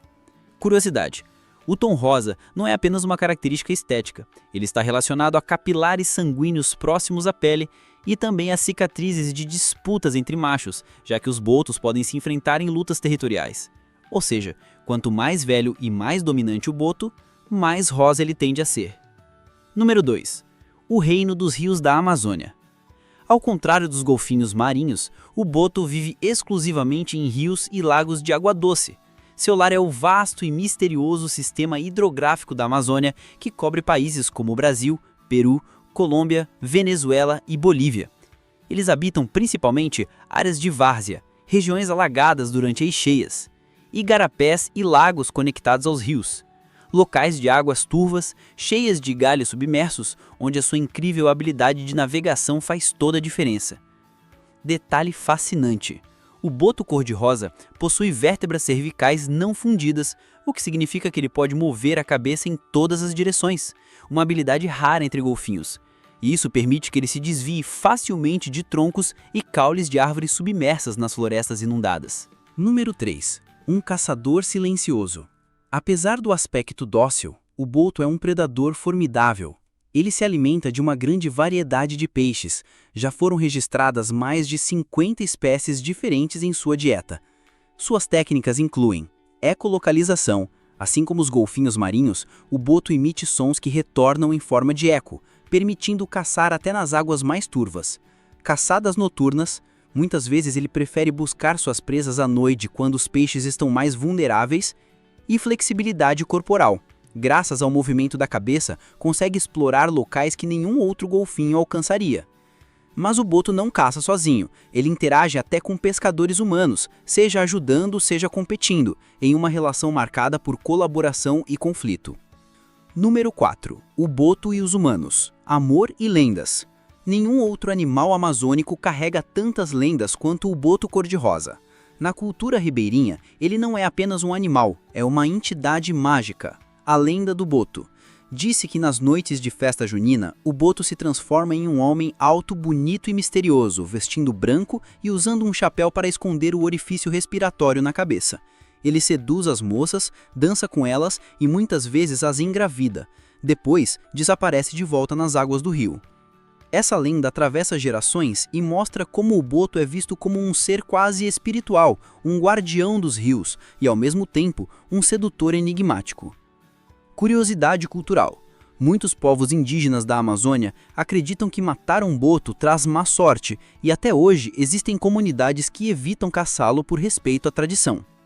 Número 5. Emoções e comportamento. O boto não é apenas inteligente, mas também sociável e emocional. Eles costumam nadar em pares ou pequenos grupos, exibindo comportamentos curiosos como oferecer objetos. Já foram vistos carregando galhos ou plantas aquáticas, como se estivessem oferecendo presentes a outros botos ou até humanos. Brincadeiras, eles saltam, mergulham e até interagem com barcos de forma lúdica. Apego materno. Mães cuidam dos filhotes por longos períodos, demonstrando grande afeto. Esses comportamentos reforçam a ideia de que o boto não é apenas um predador, ele é um ser com cultura, emoções e até rituais próprios. Número 6. Por que o boto está perto da extinção? Aqui está o ponto mais alarmante da nossa história. O boto cor-de-rosa está seriamente ameaçado. As populações estão em declínio e as causas vêm principalmente da ação humana. Principais ameaças. 1. Pesca predatória. Durante anos, botos foram mortos para servir de isca na pesca da piracatinga, um tipo de peixe. Essa prática cruel reduziu drasticamente a população. 2. Contaminação química. O mercúrio usado no garimpo ilegal contamina rios, peixes e chega até o corpo dos botos. 3. Plástico e lixo. Sacolas, redes e garrafas sufocam os rios, afetando diretamente a vida marinha. 4. Barragens e hidrelétricas. A fragmentação dos rios destrói habitats, impede migração de peixes e isola populações inteiras de botos. 5. Ruído subaquático. Motores de barcos e explosões no garimpo atrapalham a ecolocalização, dificultando a caça e a comunicação. Estimativas apontam que em algumas áreas da Amazônia, a população de botos caiu mais de 50% em apenas 2 décadas. Número 7. A luta pela sobrevivência. Apesar do cenário preocupante, existem esforços de conservação.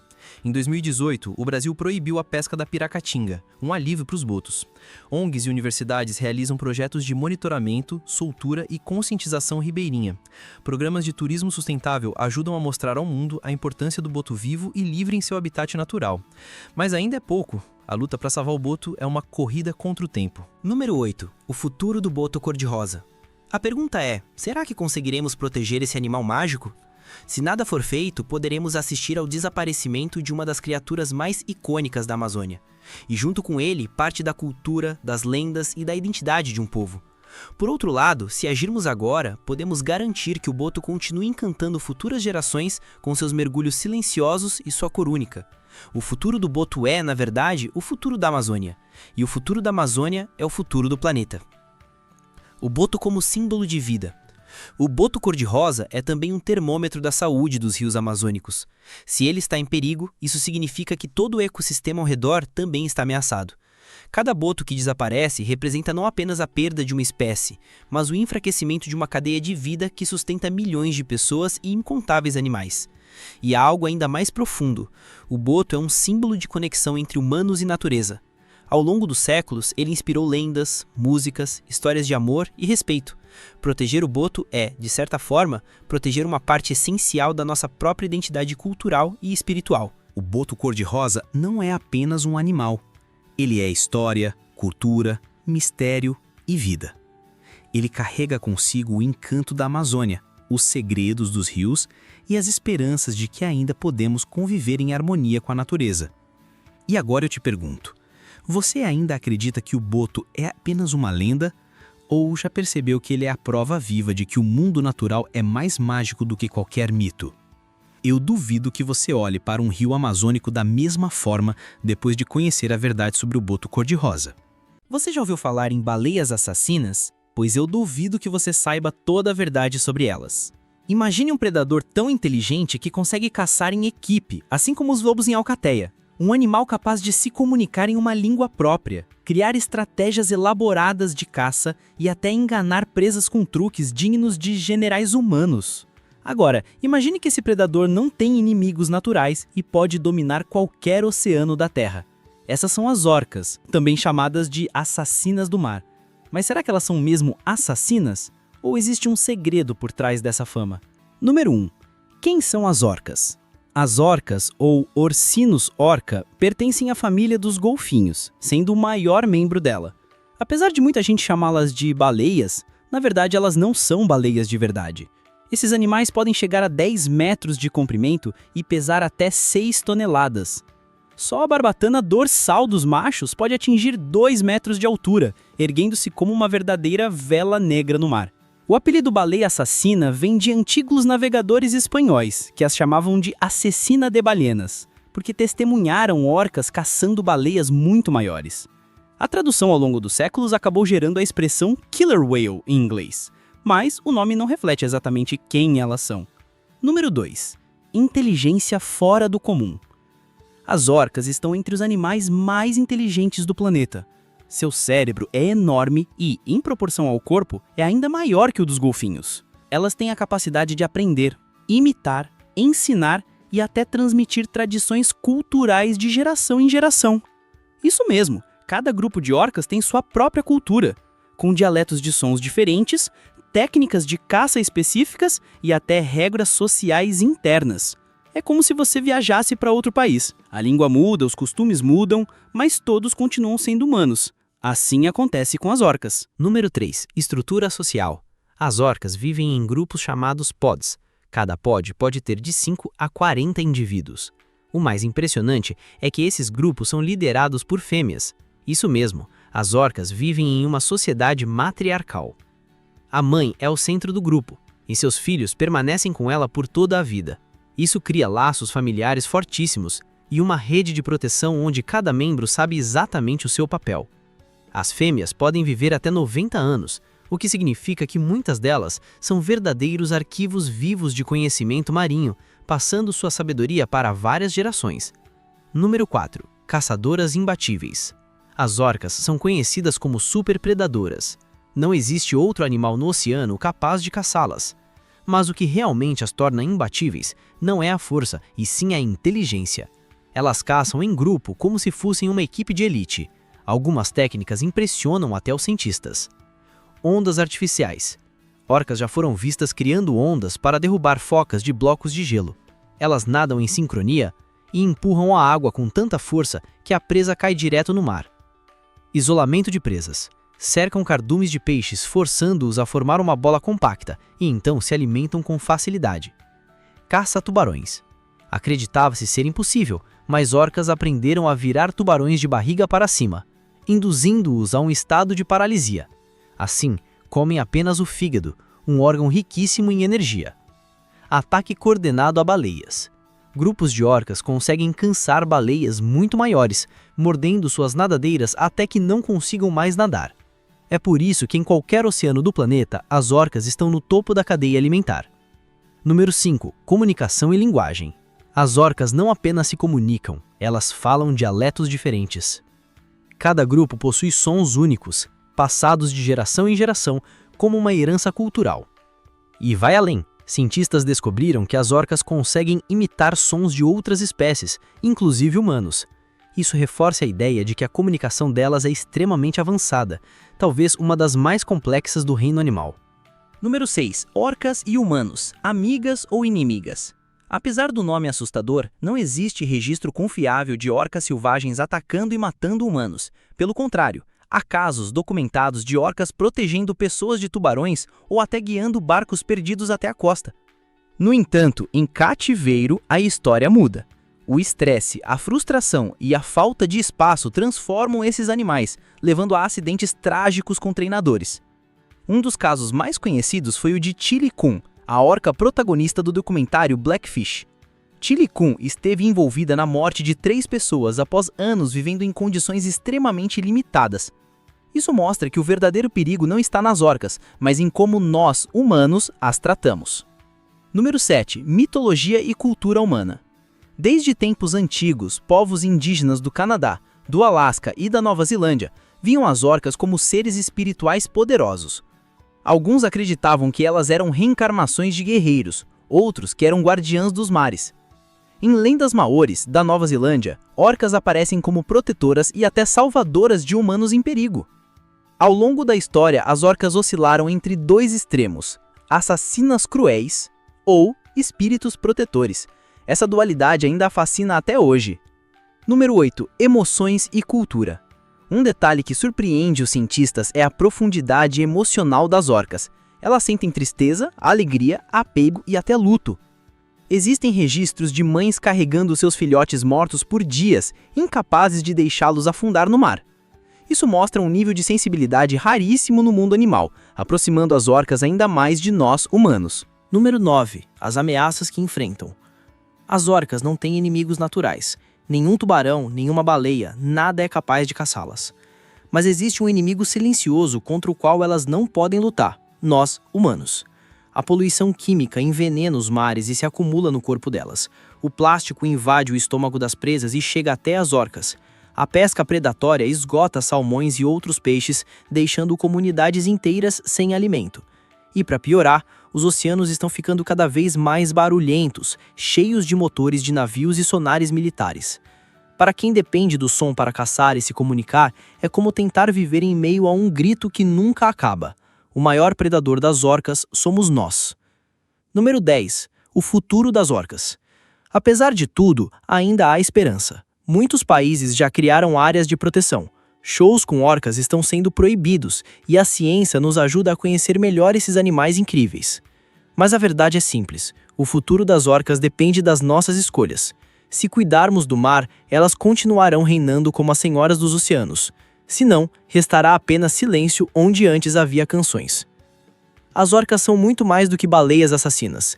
Elas são senhoras dos oceanos, guardiãs de culturas milenares, estrategistas brilhantes e seres emocionais que compartilham conosco algo essencial: a capacidade de amar, proteger e encenar.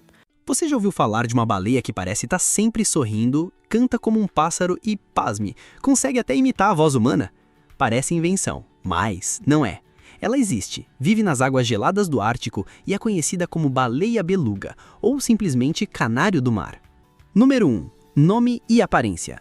A beluga, nome científico Delphinapterus leucas, ganhou esse apelido curioso do russo beluca, que significa branca. Também é chamada de baleia branca, e basta olhar para entender o motivo. Mas, curiosamente, quando nasce, ela não é branca. Os filhotes chegam ao mundo com um tom acinzentado ou até marrom e só ganham um famoso manto de neve por volta dos 7 anos. E tem mais. Diferente da maioria das baleias, a beluga não tem barbatana dorsal. Em vez disso, apresentam uma crista baixa e robusta nas costas. Isso não é um defeito da natureza, é pura adaptação para sobreviver no gelo, permitindo que ela nade sobre superfícies congeladas sem se machucar. As fêmeas medem entre 3 e 4 metros, e os machos chegam a impressionantes 5,5 metros, pesando até 1,6 tonelada. É um corpo grande, mas surpreendentemente ágil. Número 2. O famoso sorriso. Um dos detalhes mais marcantes da beluga é o seu sorriso permanente. Claro, não significa que ela esteja feliz todo o tempo, mas esse formato de boca dá a ela um ar simpático e carismático. Outra característica única é a cabeça arredondada, chamada de melão. Ele é cheio de gordura e pode mudar de forma, ajudando na ecolocalização, um sistema de sonar natural que envia sons e interpreta os ecos para encontrar presas e navegar mesmo em águas turvas ou escuras. Número 3. A voz do mar. Se a beluga fosse uma pessoa, seria aquela que adora conversar e cantar. Ela é chamada de canário do mar, por emitir uma variedade impressionante de sons. Assovios, grunhidos, estalos, cantos melódicos e até imitações de outros ruídos. Em um caso famoso, uma beluga chamada Nock, que vivia em um aquário nos Estados Unidos, surpreendeu os treinadores ao imitar palavras e frases humanas. A voz parecia vir de outra sala, mas vinha dela. Esses sons não são só por diversão, são a principal forma de comunicação entre os grupos, essenciais para a caça e orientação no mar. Número 4. Onde vivem e como sobrevivem ao frio. As belugas habitam as águas geladas do Ártico e Subártico. Canadá, Alasca, Rússia, Groenlândia e Noruega são suas principais casas. No verão, elas migram para águas mais rasas, muitas vezes entrando em estuários e rios, como o São Lourenço no Canadá e o Amur na Rússia. No inverno, voltam para áreas mais profundas, onde o gelo é mais espesso, mas sempre procuram locais com aberturas para respirar. Para sobreviver ao frio extremo, contam com uma espessa camada de gordura chamada blubber, que pode representar até 40% do peso do corpo. Essa camada não só aquece, mas também serve como reserva de energia. E todo ano, no verão, as belugas fazem algo curioso. Se esfregam em cascalhos no fundo do mar para renovar a pele, como se fosse um peeling natural. Número 5. Alimentação e inteligência na caça. A dieta da beluga é variada. Peixes como salmão, bacalhau e arenque, além de camarões e polvos. Mas o mais interessante é o jeito como caçam. Usam a ecolocalização para encontrar presas, trabalham em grupo para encurralar cardumes e, em alguns casos, até cospem jatos de água para desorientar os peixes. Essa inteligência cooperativa mostra o quanto são animais sociais e estratégicos. Número 6. Vida social e família. As belugas vivem em grupos chamados pods, que variam de poucas dezenas a centenas de indivíduos, e no verão podem formar aglomerações de milhares. Elas têm laços fortes, mães cuidam dos filhotes e até ajudam filhotes de outras fêmeas, um comportamento raro no mundo animal. A gestação dura cerca de 14 meses e o filhote nasce com 1,5 m e 80 kg. A amamentação pode durar até 2 anos, tempo em que a mãe ensina tudo sobre caça, migração e convivência no grupo. E não é só a mãe que protege. Todo o grupo age como uma verdadeira família estendida, mantendo os filhotes no centro quando há predadores por perto. Esse comportamento solidário é uma das razões pelas quais a beluga sobreviveu por milhares de anos nas águas mais desafiadoras do planeta. Número 7. Relação com humanos e lendas. Para os povos indígenas do Ártico, como os Inuit, a beluga é parte da cultura e da sobrevivência há séculos. Sua carne e gordura eram fontes de alimento e energia, e sua pele servia para roupas e ferramentas. Ao mesmo tempo, ela aparece em histórias como um espírito protetor do mar, um guardião das águas geladas. Hoje, em muitos lugares, a caça é controlada e a beluga é um símbolo de conservação e turismo de observação. Número 8. Ameaças e conservação. Apesar de sua resistência, as belugas enfrentam sérios desafios. O aquecimento global está derretendo o gelo e mudando o seu habitat. Poluição por metais pesados e químicos que se acumulam na gordura. Ruído de embarcações que interferem na comunicação e, em alguns locais, caça ilegal. Algumas populações estão estáveis, mas outras, como as do Rio São Lourenço, estão criticamente ameaçadas. A população local já caiu para números alarmantes, devido principalmente à poluição industrial e ao tráfego intenso de barcos que geram ruído e dificultam a comunicação entre os animais. O estresse causado por essas condições pode afetar a reprodução e a sobrevivência dos filhotes. Além disso, as mudanças climáticas têm um impacto direto. O derretimento do gelo afeta as rotas migratórias tradicionais e diminui áreas seguras para descanso e reprodução. Isso obriga as belugas a mudarem seus padrões de comportamento, muitas vezes entrando em conflitos com atividades humanas. Por outro lado, existem esforços de conservação importantes, como a criação de áreas protegidas no Ártico e programas de monitoramento por satélite, que acompanham os movimentos desses animais para garantir sua proteção. Pesquisadores também estudam a saúde das populações para identificar riscos e ajudar a preservar essa espécie tão única. Número 9. Curiosidades que vão te surpreender. 1. A beluga é uma das poucas baleias capazes de nadar de ré. 2. Seu pescoço é flexível, pode virar a cabeça para os lados, algo raríssimo entre cetáceos. 3. Pode mergulhar a mais de 800 metros de profundidade. 4. Algumas populações migram mais de 2.000 quilômetros por ano. 5. Há registros de belugas ajudando humanos em perigo, como o caso de Mila, na China, que empurrou uma mergulhadora para a superfície. A baleia beluga é muito mais do que um rosto simpático no oceano. É um animal inteligente, social, adaptado ao frio e com um papel vital nos ecossistemas do Ártico. Sua presença é um lembrete de como a vida pode florescer até nos ambientes mais extremos. E também um alerta. Se não cuidarmos do planeta, perderemos criaturas incríveis como essa. Proteger a beluga é proteger um pedacinho do coração gelado do planeta. Você entraria no mar se soubesse que pode existir um tubarão branco de mais de 6 metros nadando em silêncio abaixo de você? E se eu te dissesse que ele consegue detectar uma única gota de sangue diluída em milhões de litros de água? Mas calma. Será que o tubarão branco é realmente o maior predador vivo do planeta? Ele ataca humanos de propósito? Ou tudo isso não passa de um mito construído pelo medo? Fique aqui até o final porque a última parte dessa história pode mudar completamente a forma como você enxerga esse animal. O maior predador vivo do oceano? Quando alguém fala em maior predador vivo, quase automaticamente pensamos no tubarão branco. O nome científico dele é Carcharodon carcarias. Pode ultrapassar 6 metros de comprimento e pode pesar mais de 2 toneladas. E possui cerca de 300 dentes serrilhados organizados em várias fileiras. Mas aqui vai a primeira verdade. Ele não é o maior animal do oceano. A baleia azul é maior. A orca também é maior. Só que existem detalhes importantes. A baleia azul não caça grandes presas. Ela se alimenta de crio. Já a orca, essa sim, é uma caçadora formidável. E sabe o que é mais surpreendente? Existe registro de orcas caçando tubarões brancos.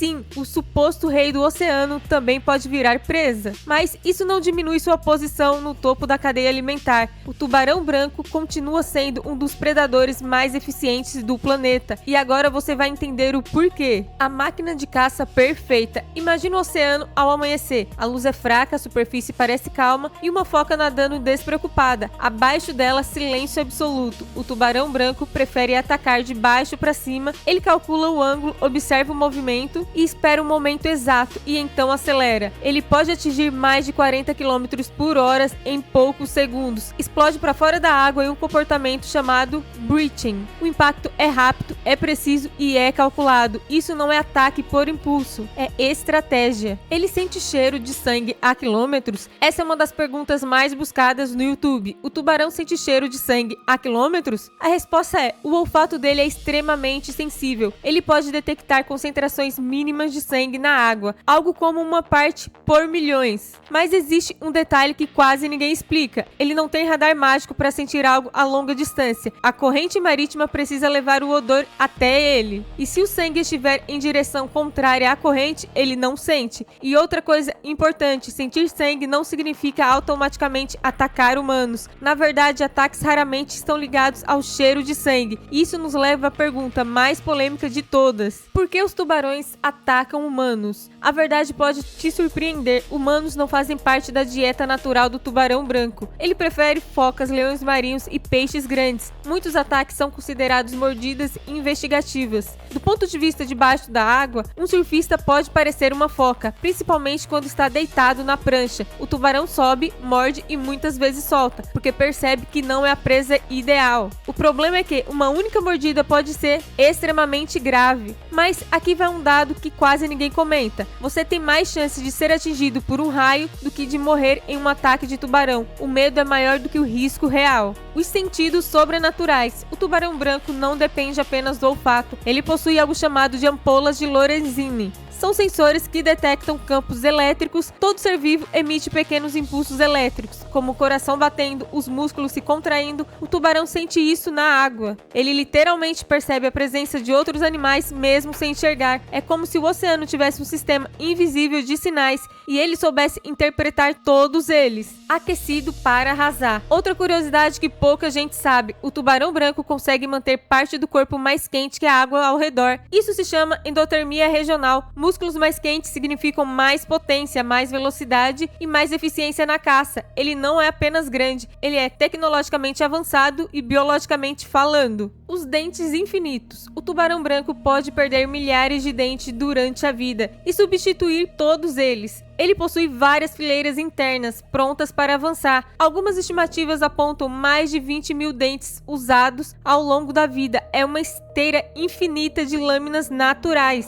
A pesca ilegal, o inimigo invisível do tubarão branco. Existe algo muito mais perigoso para o tubarão branco do que qualquer mergulhador. E não tem dentes, não nada e não vive no oceano. É a pesca ilegal. Embora o tubarão branco seja protegido em vários países, ele ainda morre como captura ocidental em redes industriais gigantes. Essas redes são tão extensas que podem medir quilômetros de comprimento. Quando o tubarão entra nelas, muitas vezes não consegue escapar. Mas existe algo ainda mais cruel: o mercado ilegal de barbatanas. Em algumas culturas, a sopa de barbatana de tubarão é considerada um prato de luxo, status, poder e tradição. Para atender essa demanda, muitos tubarões são capturados apenas pelas barbatanas. O processo é brutal. Os pescadores cortam as barbatanas dorsal, laterais e caudal e devolve o animal ainda vivo ao mar. Sem as barbatanas, eles não conseguem nadar e um tubarão que não nada morre. Ele afunda lentamente, sufoca ou devorado por outros predadores. Esse processo tem o nome finning e acontece em larga escala. Embora ilegal em muitos lugares, a fiscalização em alto mar é extremamente difícil. O oceano é enorme, a vigilância é limitada e o comércio clandestino encontra rotas alternativas.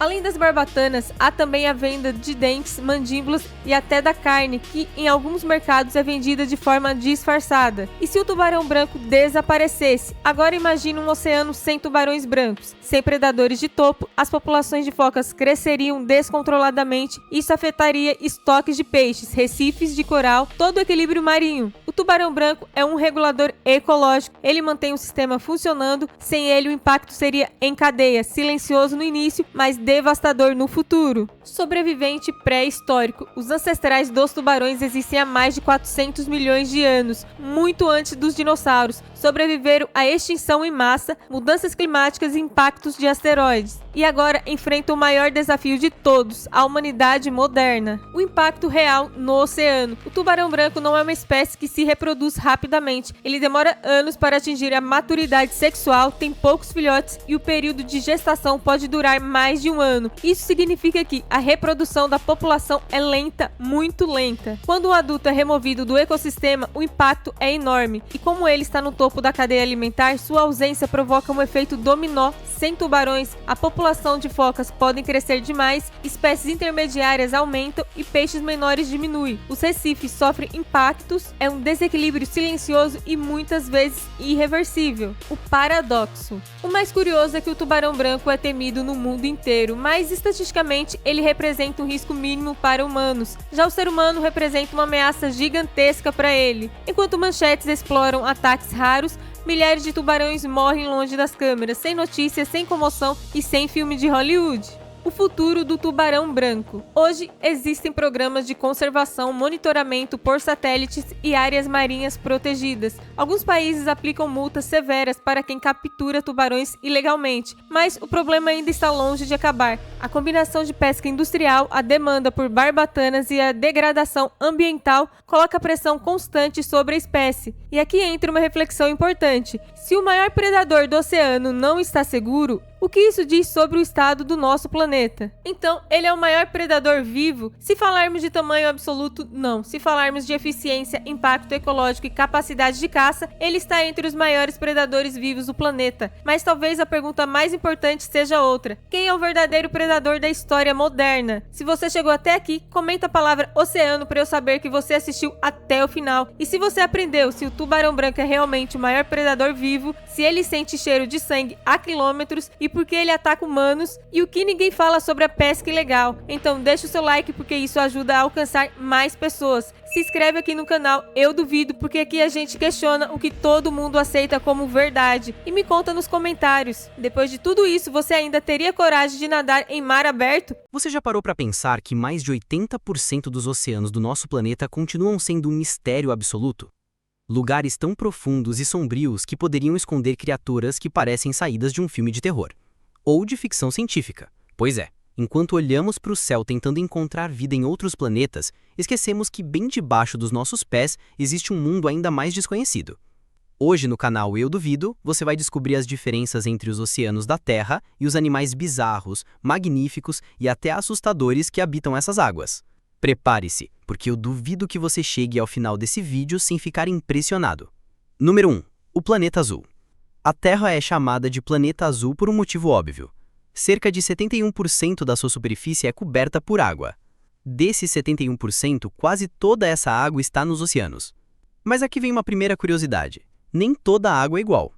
Existe o oceano raso, iluminado pelo sol, onde a vida é abundante, e existe o abismo profundo, onde reina a escuridão eterna, a pressão esmagadora e o frio quase absoluto. E se eu te disser que sabemos mais sobre a superfície da Lua do que sobre o fundo dos oceanos? Isso mesmo, o espaço lá fora é mais familiar para nós do que o abismo aquático que temos aqui em casa. Número 2. Os 5 grandes oceanos. Muita gente pensa que existe apenas um oceano, mas oficialmente temos 5, e cada um deles é praticamente um mundo à parte. Oceano Atlântico. O Atlântico é o segundo maior oceano do mundo, cobrindo 20% da superfície da Terra. Foi ele quem moldou a história da humanidade durante as grandes navegações. Foi pelo Atlântico que Cristóvão Colombo chegou à América e que Cabral desembarcou no Brasil. Mas esse oceano não guarda apenas história, ele também guarda mistérios. É nele que está localizado o Triângulo das Bermudas, onde navios e aviões desapareceram de forma inexplicável, alimentando lendas de portais dimensionais e até abduções alienígenas. O Atlântico também é um oceano de vida. Nele nadam baleias jubarte, golfinhos brincalhões, tubarões brancos e tartarugas gigantes. E uma curiosidade, é no Atlântico que corre a corrente do Golfo, uma corrente de água quente que mantém a Europa em temperaturas amenas. Sem ela, cidades como Londres poderiam ter o frio da Sibéria.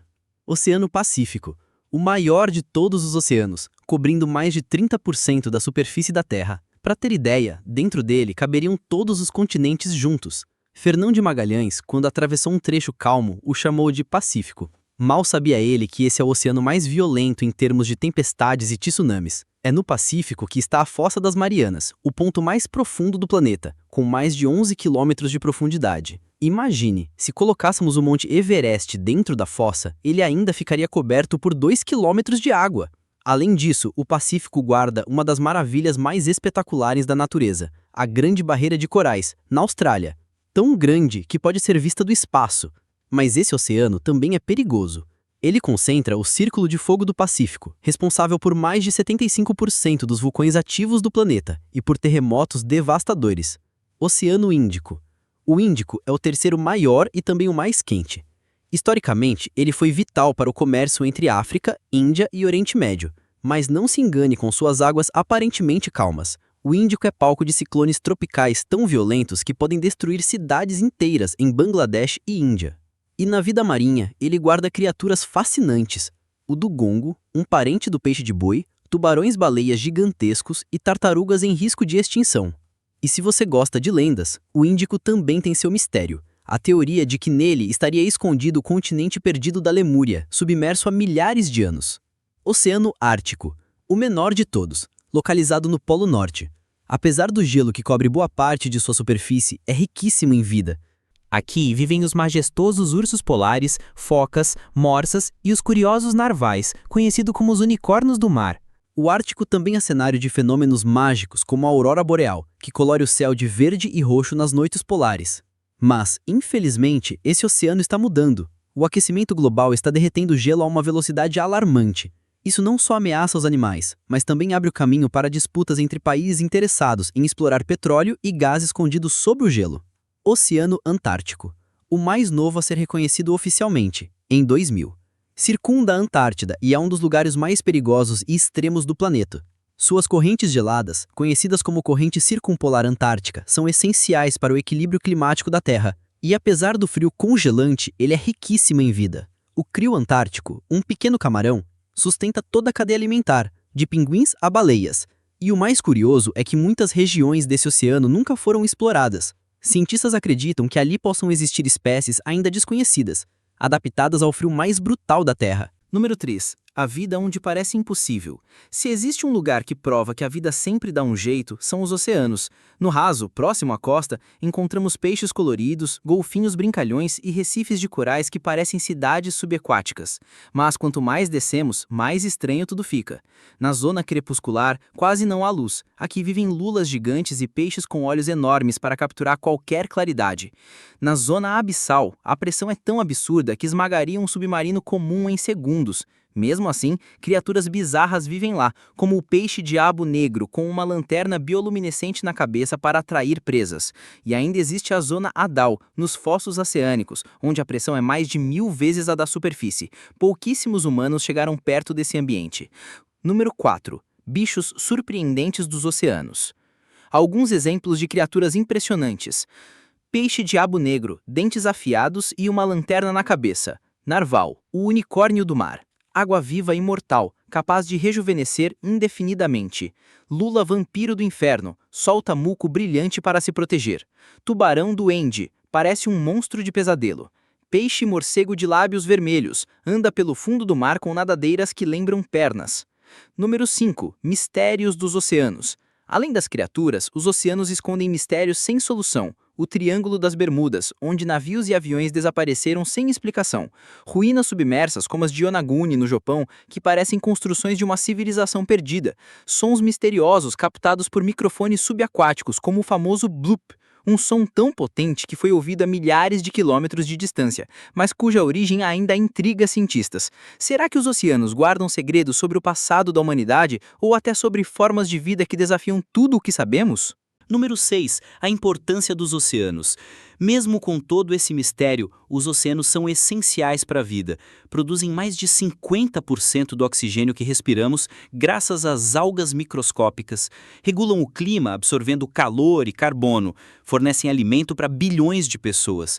Mas, infelizmente, também estão em perigo. Poluição plástica, aquecimento global e pesca predatória estão colocando em risco não apenas os animais marinhos, mas também o nosso futuro.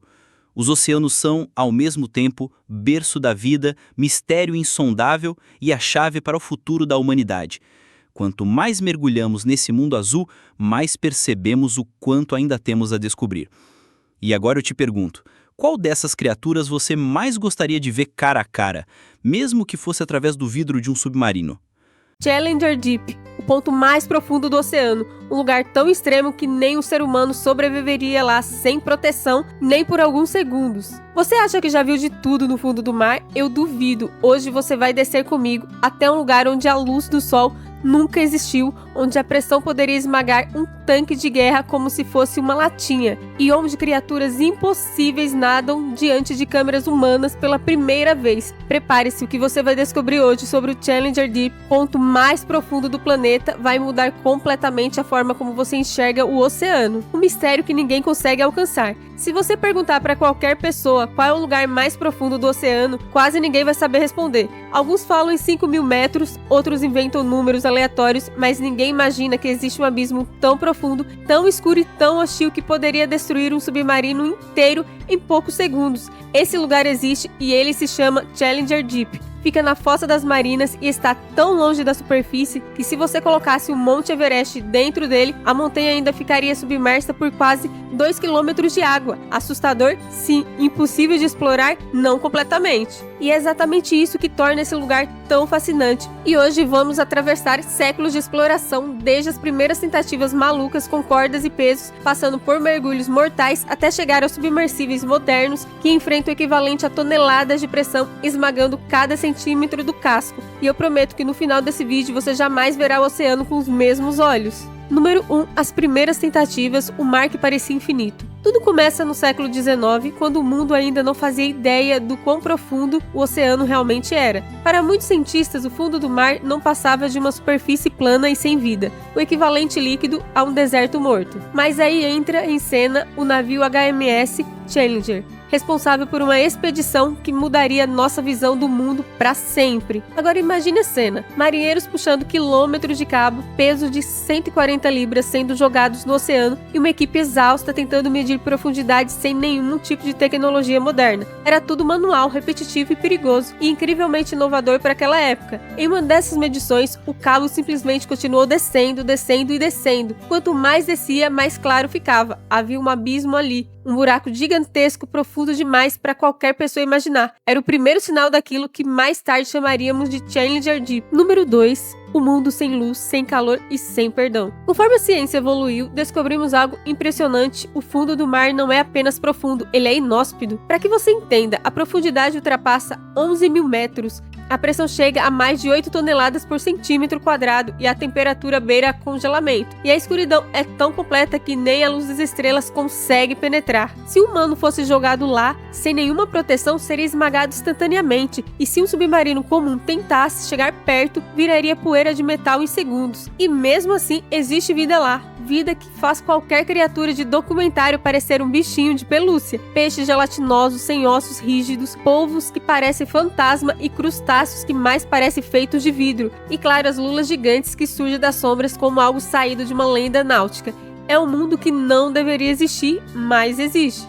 Número 3. A vida que desafia as regras da vida. O mais fascinante sobre o Challenger Deep é que ele quebra todas as regras já conhecidas da biologia. A vida ali não usa bexiga natatória, tem ossos extremamente flexíveis e possui corpos quase transparentes. E vive em pressão tão alta que destruiria qualquer outro ser vivo, o famoso Mariana Snailfish. Ele vive a quase 8.000 metros de profundidade e parece um alien. Não tem dentes afiados ou músculos fortes, é praticamente uma geleia animada, mas domina um ambiente que esmagaria qualquer outro peixe do planeta. E mesmo assim, ele caça. Como? Usando sucção, ele literalmente puxa a comida como um aspirador natural. E logo abaixo dele, em profundidades ainda mais extremas, existem os organismos que se alimentam de nada menos que enxofre, metano e compostos tóxicos. É um ecossistema que parece de outro planeta e talvez isso explique tanta curiosidade da NASA, mas chegaremos lá. Número 4. A formação do abismo, o planeta abrindo uma cicatriz. Para entender por que a Fossa das Marinas existe, precisamos imaginar a Terra como um quebra-cabeça gigante, formado por placas tectônicas que vivem se movendo, batendo e se empurrando.